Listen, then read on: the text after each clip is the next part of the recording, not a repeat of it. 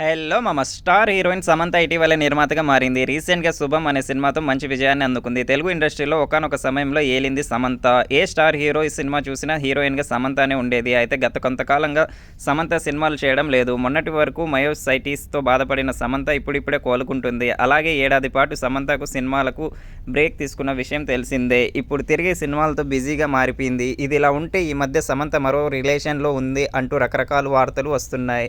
దర్శకుడు రాజ్ నిడుమూరుతో సమంత డేటింగ్ చేస్తుందని కొద్ది రోజులుగా వార్తలు వినిపిస్తున్నాయి.